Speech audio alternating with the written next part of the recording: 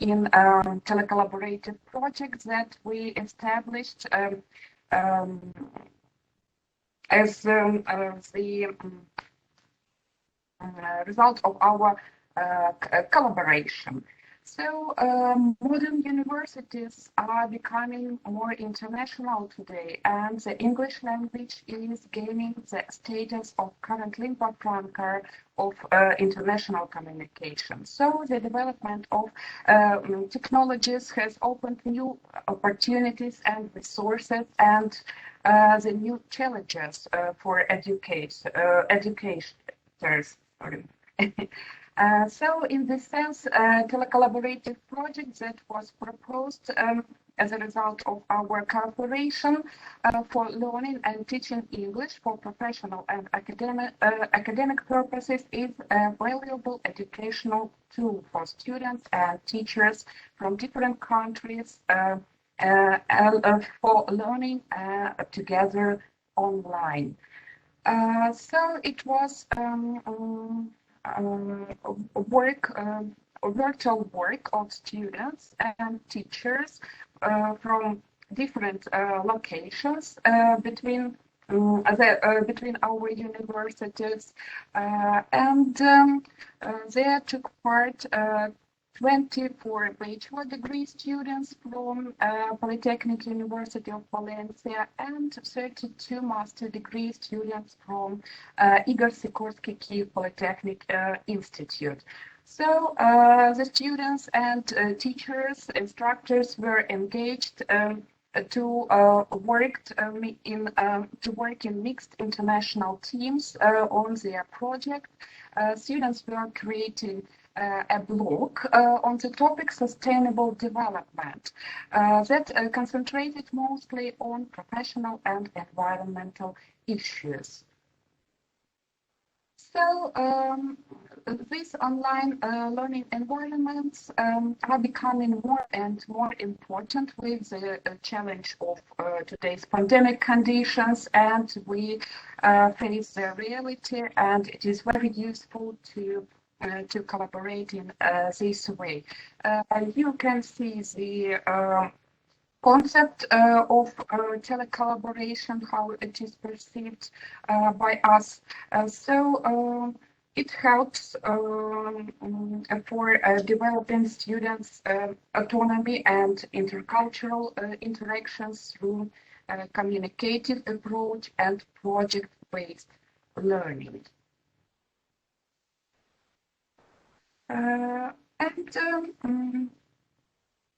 Today, learning environments that are created through different educational tools, online tools like video conferencing, chats, forums, blogs, and social networks are very useful and help to gain skills to address students' professional needs, as well as very useful for developing their intercultural and digital competence through communicative and project-based approach.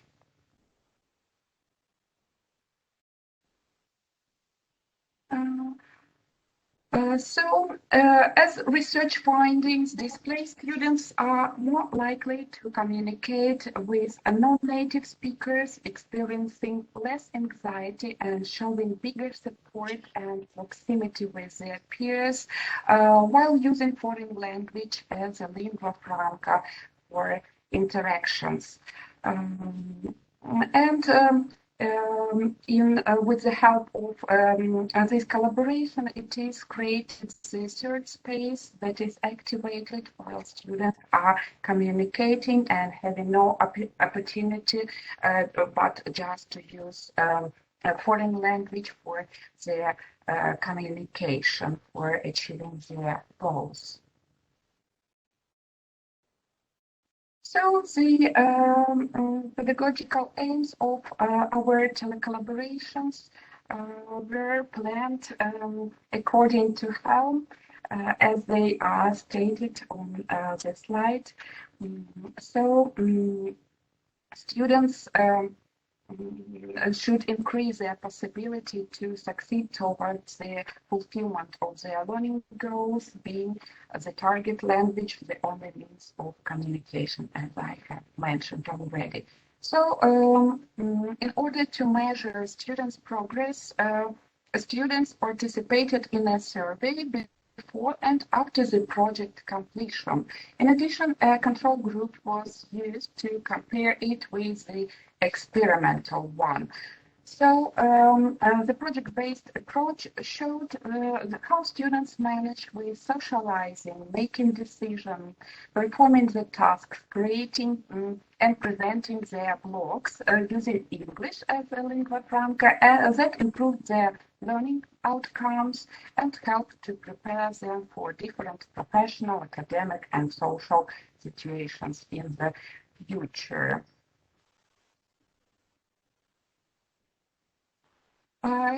Here are displayed the results obtained in our experiment. The results focus on the participants' perception of how this project had helped them enhance their communication skills in digital and professional contexts.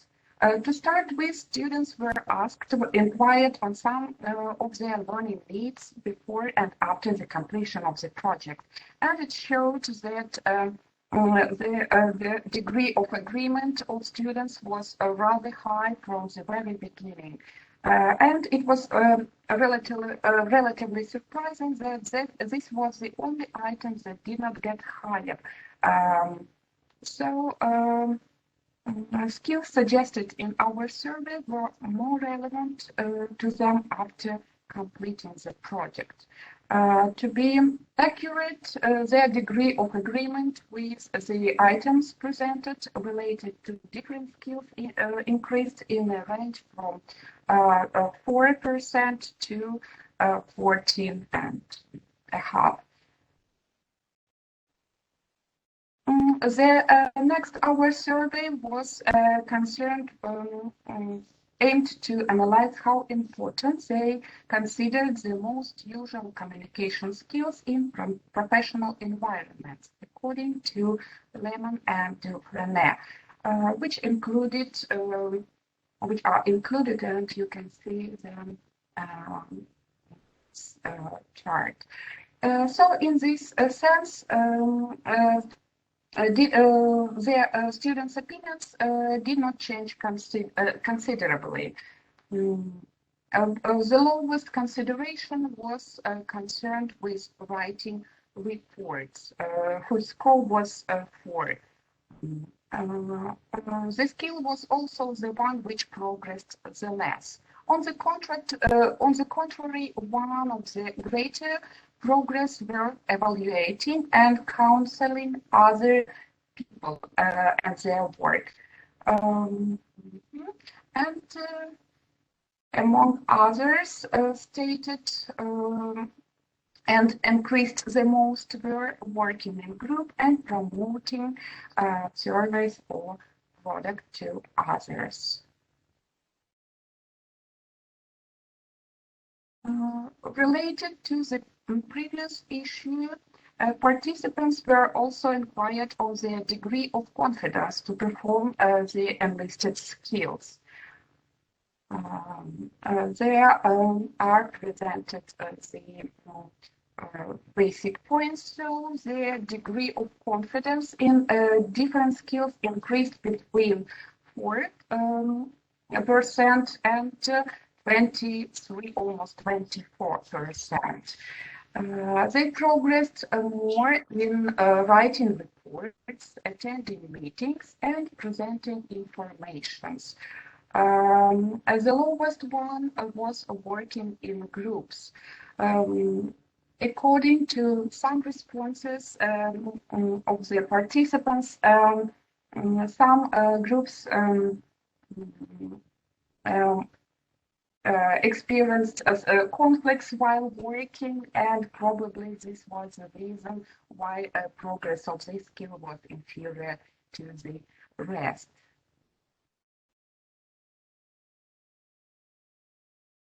The crucial role of mediational role of technology cannot be overestimated, and we were using synchronous communication offered by different systems, OBS Studio for recording video conferences, Skype and Zoom, as well as asynchronous communication between students that help them to create their blogs using different Google tools such as Classroom, Hangout, Blogger, and YouTube as well.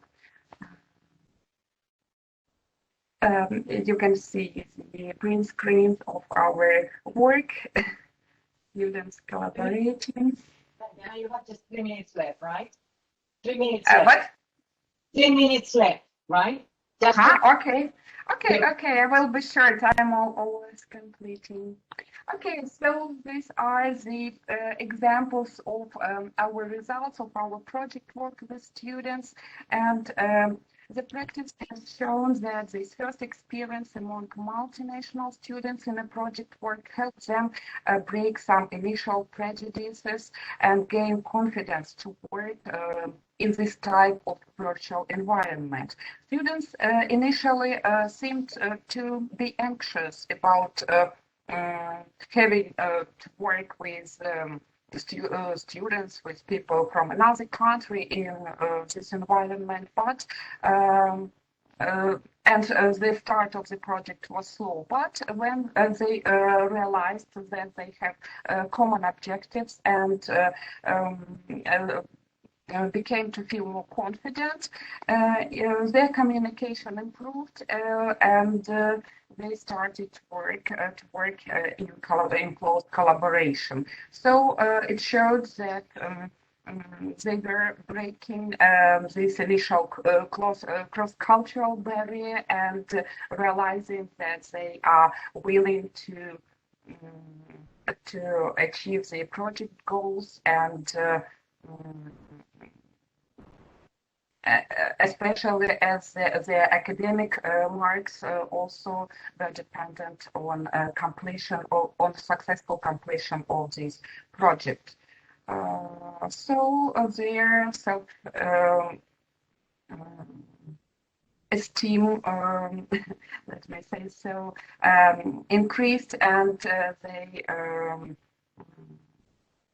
worked more efficiently. These are also the example of blogs that were created by students. They were raising very interesting topics and telling the details about the environmental situation in our countries, sharing their opinions, their views, and making these posts. And regarding the participants' digital skills, this project introduced almost the use of Google tools that are shown in the table. The progress also was visible between 15% and 61% among different tools. So the greatest progress was found in the use of Google Blogger and Google Classroom. It's time by now.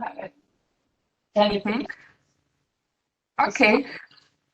So you see the students recorded videos. They even created videos on YouTube. They were interviewing each other, and very interested and very successful and productive in their work.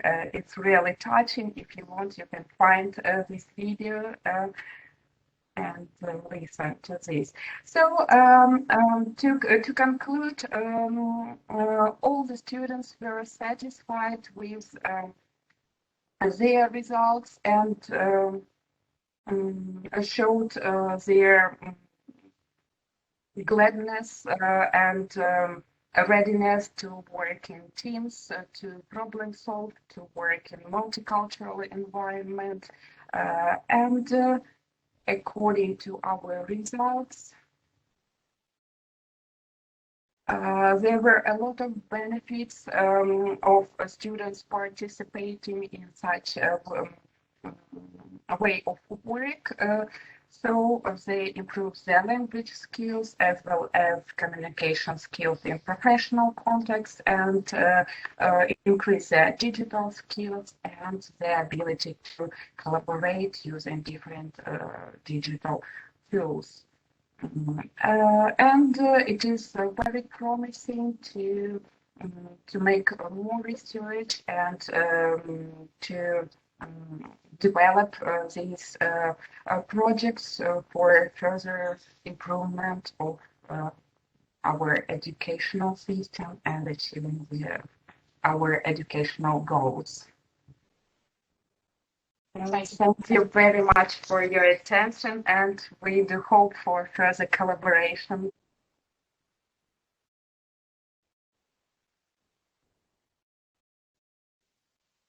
Okay. Ahora he desbloqueado, pero no me sale. ¿Tienes Mac? Sí. Si tienes Mac, pues está, mira, en preferencias del sistema. Sí, estoy ahí, pero espera a ver qué pasa. Vale, en seguridad y privacidad. En privacidad. Sí, está abierto, ahora está abierto, Cámara, pero no me sale el compartir, ¿eh? Has dado en cámara. En la cámara, sí. Sí, no, en privacidad, donde tienes los...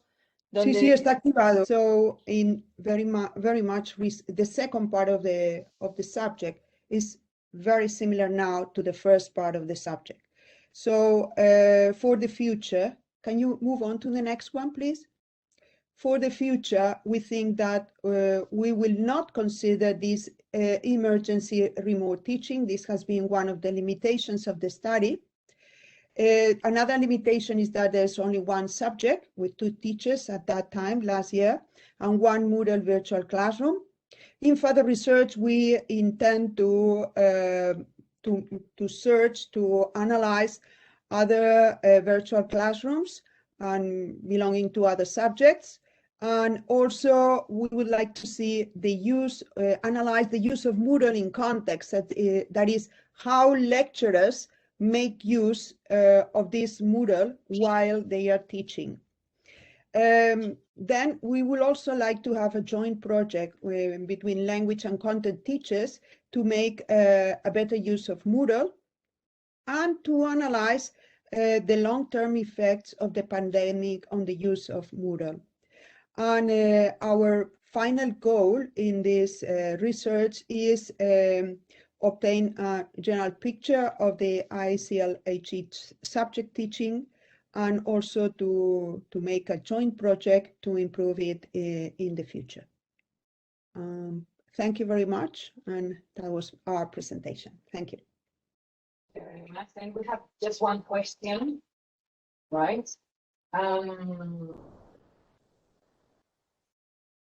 Okay.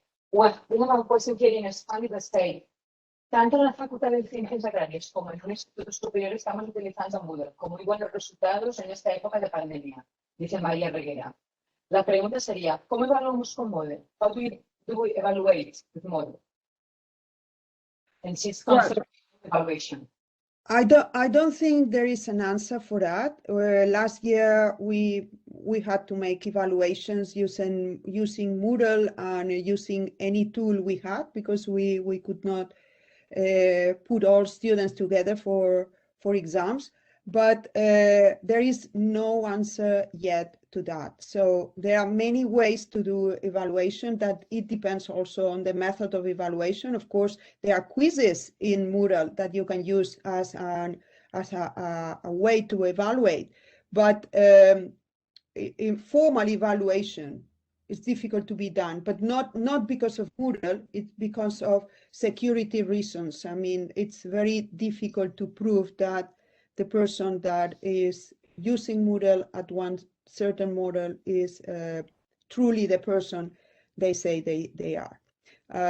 That's the only thing. But there are many tools in Moodle that are not commonly used. Some of them may be because they are quite complicated, and some others because there are other tools outside Moodle that can be linked, as we have seen, to Moodle, and that's how teachers work. Yeah, Maria asked that they use big blue button. But she said that is for classes, I mean, normal classes, right? But she said that evaluations are very limited, yet she's not happy about that, right? Well, there's another question. Sterling asked, how could teachers use Moodle to engage the students in the lessons? What sort of resources should they use in order to consider the teaching as online? And this is the last question. I cannot hear you very well, Marisa. The question is, how could teachers... Can I see, is it in the chat? No, not for me. The question is, how could teachers use Moodle to engage the students in the lessons?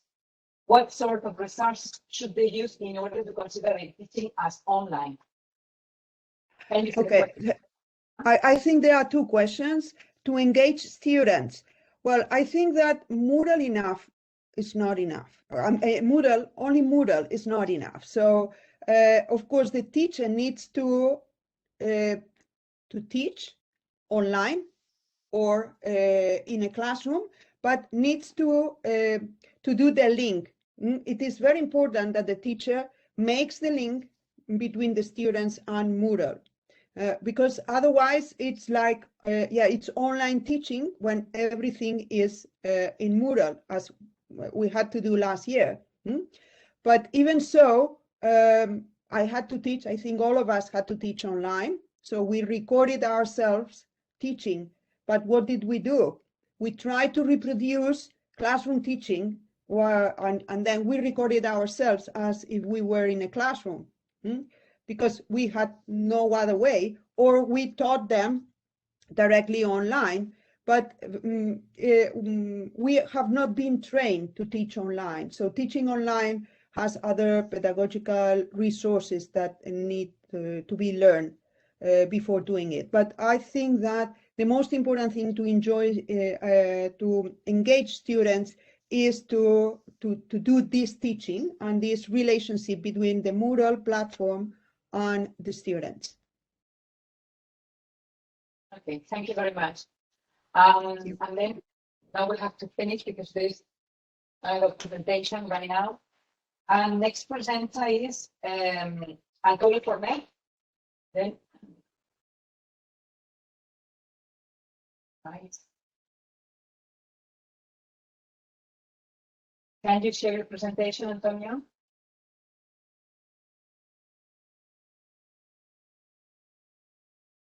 Oh, yeah, perfect.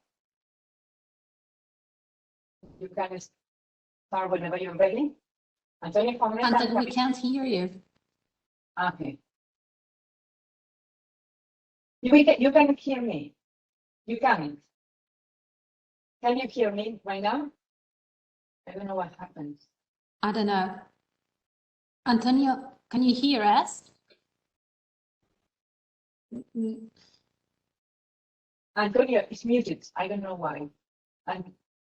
I'm just going to... No, yeah. No, that's okay. Right, well, so that's another one for the good working of the so can you listen to me now, and can you watch our slides? Yeah, we can see the presentation. Yeah, it's fine. Let's start with Antonio. You know that we have 15 minutes for presentation and 5 minutes for questions, right? Yeah, we are both going to do the presentation, so we're going to take turns. Perfect. Yeah. Okay, so I'll start. Yeah. Yeah. Well, thank you. So the aim of our presentation is to introduce, describe, and discuss a course design project that we recently started at the Universidad Politécnica de Cartagena, where we teach a range of ESP courses. I'll begin by describing the motivation behind the project, mainly addressing the original courses and existing conditions at our department. Next, my colleague will take over and use two redesigned courses as a case in point for the project. We'll finish with some final remarks and an attempt to place our project in the general debate of a wide-angled and narrow-angled approaches to ESP. First of all, I'd like to establish the background of the study by introducing the main aspects which characterize ESP courses precisely at the School of Industrial Engineering, in addition to other factors which have played a key role, such as the professional profile of the course's instructors, the description of the subjects according to the degree curricula, and the need for improvement in ESP courses perceived by the university community. The object of our study is a set of technical English courses which are currently taught as part of 5 industrial engineering degrees. In its present form, none of the courses are involved with the specifics of any of those engineering areas. Instead, they offer an overview of structures, technical vocabulary, and text types that are supposed to be equally useful for all engineering students. They all share the same syllabus, which might hint at an underlying wide-angle approach with a focus on the common shared features of language across disciplines, as opposed to a narrow-angle focus on discipline-specific language. However, the fact is that such common core is accommodating a range of conditions owing to the circumstances of the professional profile of the teachers at the English department. Only 3 out of the current 9 teachers of English are employed on a full-time basis. Traditionally, English for Industrial Engineering courses have been in charge of part-time teachers constantly renewed due to the term and conditions of the employment, and they may not have previous experience in teaching ESP or even a research interest in the field. As a consequence, almost every academic year, new teachers with no prior knowledge of engineering issues had to face a 4.5 credit course overnight, or the remaining teachers are reassigned to a different brand of specialization because of a change in the timetable. So then we could argue that using a wide-angle approach responded to an attempt to facilitate the integration of new teachers and make the subjects accessible independently of the specialization, whereas the language contents required by the degree programs are fulfilled as well. Our perception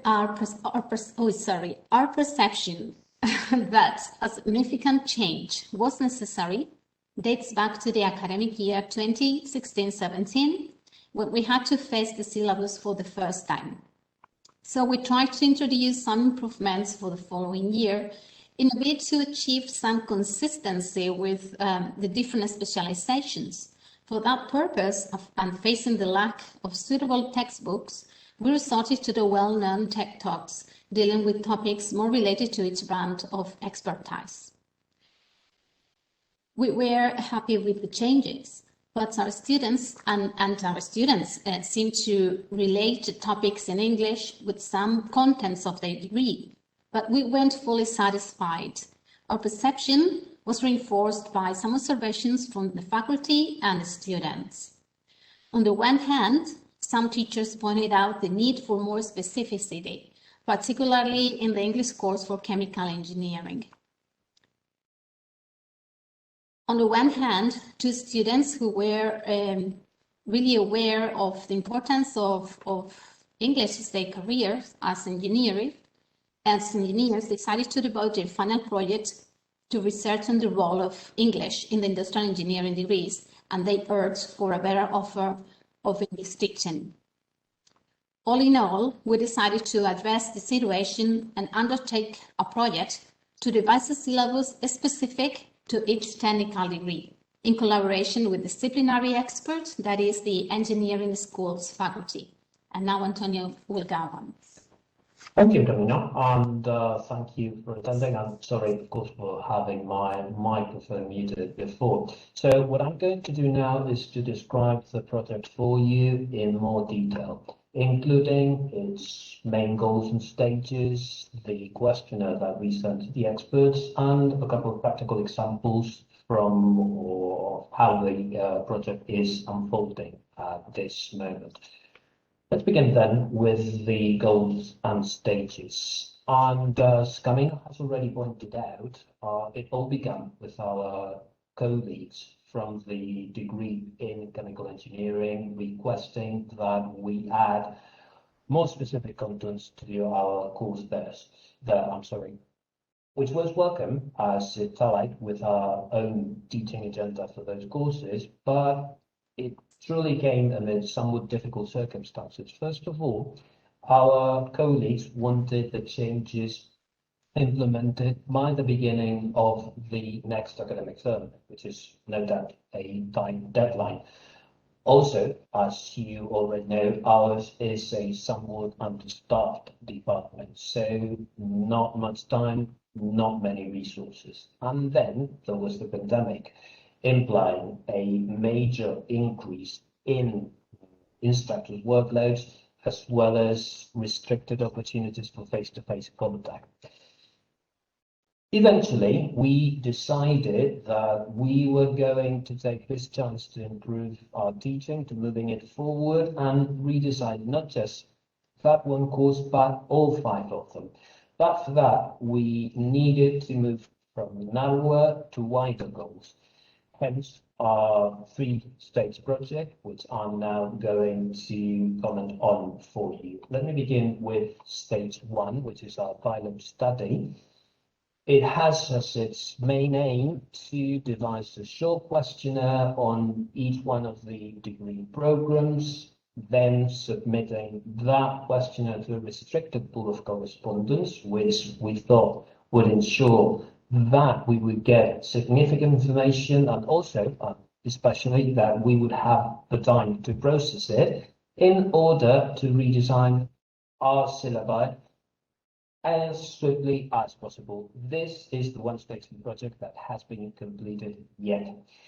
Now, as far as stage 2 is concerned, we hope to be able to begin implementing it by the beginning of the next academic year. And our aim will be to produce a more comprehensive version of questionnaire that will be then sent to all instructors at the School of Industrial Engineering, thus allowing us to obtain more refined information, which we will then use to further refine our specific syllabi. As for stage 3 of the project, we hope then to be able to consolidate our relationship with content experts at the school by means of establishing permanent conduits of communication between us. This, we think, will be useful for established technical English courses or those that might have been recently created or that might need to be created in the future. Case in point is, for instance, a new degree in biomedical engineering that's just about to start being taught at our school in the next academic year. So much for my overview of the project. Let me now concentrate on the questionnaire. As I've said before, we had a restricted pool of correspondence, namely the coordinators of the 5 degree programs. They had, we thought, a unique perspective on the programs as they are responsible for the management as a whole, but they are also individual instructors teaching their own courses there. So, to keep the phrase, they have both a narrow and a wide perspective on the programs. The question was drafted in Spanish for their convenience. There was just one version for all 5 programs, and it included 4 sections containing 10 questions. These are the 4 sections in the questionnaire. I'm showing you now on your screens. I'm going to focus mainly, for the sake of brevity, on the first 2. Let me just walk you very briefly through otros contenidos and actividades de redacción. As for otros contenidos, this dealt with basically language that was dealt with on a more or less informal basis, such as units of measurement and mathematical formulae, and actividades de redacción focused on writing genres, more general or more specific. So let me move on now to these two, the first two sections in the questionnaire. Disciplina, it included these two questions, focused on each branch of engineering. We asked our correspondents for a summary description of the degree program, of the branch of engineering that was taught there, as well as for some specific literature on it. Then, unidades didácticas y vocabulario específico was the most comprehensive section in the questionnaire. It dealt with the original syllabus. That original syllabus, the one fits all syllabus that Camino has referred to before, which included these units here, and that we wanted to redesign into specific syllabi. So building on this, we asked our correspondents first to identify which units in the original syllabus should be taught to all undergraduates, regardless of the degree programs. Then to identify which units should be taught in specific or at specific programs only. And finally, whether any area that was of any interest at all for any specific degree was lacking in that program. Right, so what did we make of all of the information that we received through this questionnaire that I've been just discussing? This is what I'm going to address now in order to finish my section. I will begin by discussing the experts' answers, and then I'll move on to the redesign syllabi. For that, I'm going to focus on two of the degree programs, namely the degree in industrial technologies and the degree in electronic engineering. Antonio, 2 minutes left, right? I'm sorry? You should be finishing, right? Oh, yeah, well, then I'll just tell you that we basically learned quite a lot we had a lot of insight into the degree programs, and with some requests from the correspondents, they all were useful for us in order to redesign the courses. For instance, we learned that some of those programs are actually wide-ranging rather than specific, although they needed some key units that needed to be addressed. Our correspondents also asked us to include a unit on communication skills, which we did. As I'm going to show you now, communication skills, as you can see here, are considered to be crucial for engineers. And we basically conclude that we needed to have a balance between the general and the specific, which we did by establishing so-called common core units taught across degree programs and discipline-specific units taught in specific degree programs only. So I'm just going to skip this and a communication skills set of units that were taught across degree programs too. So I'm just going to skip this and I'm going to hand it over to Camino to finish our presentation with some brief remarks. So Camino, can you take over? Okay, thank you. So just quickly, can you go on, please? Yeah. So the final remarks. So we think we've managed to find an appropriately satisfying solution for a particular ESP context. And then we're dealing with intertwined fields of knowledge. Can you move on? Yeah.